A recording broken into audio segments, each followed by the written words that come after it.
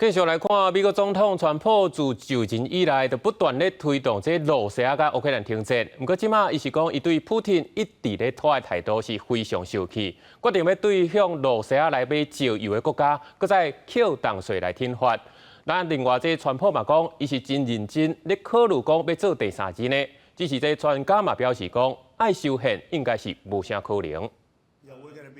美国总统川普伫上周表示，伊对罗西亚总统普廷已经规划到火，因为普廷当地组织俄乌战争停火协议，伫拒绝顶礼拜协议停火30天的计划了后，普廷阁要求甲乌克兰总统泽伦斯基应该落台这个字写入停火协议内底，互川普去甲讲普廷当地拖延停战的可能性，所以美国会对罗西亚的石油买主扣25%至50%的刺激关税。所讲的刺激关税，就是结合关税甲间接制裁，那是第三方国家地区甲去互美国制裁国家购买商品，若这个国家地区甲美国做生意的时阵，美国原来会向因要求支付相关的关税，互人放掉要收刺激关税，还有伊朗。川普讲，伊伫3月初就写批予最高领袖哈米尼，要求伊朗爱甲美国就核协议展开谈判。川普警告，那是因拒绝，美国也无摆渡要攻击伊朗。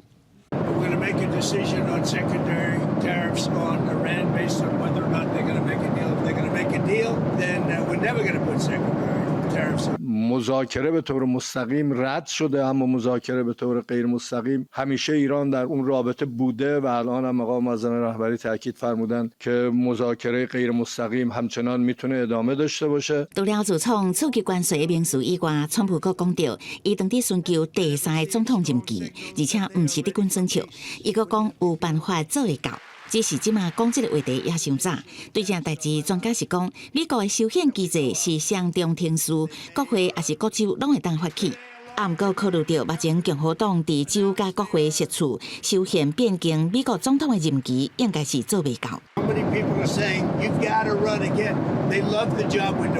另外，川普下令要为4月初2开始实施对顶关税，外团有所讲的垃圾15国，包括台湾、日本、韩国、欧盟甲中国等，互人列入名单内。川普搁再进一步说明，包含的对象是所有的国家。记者综合报道。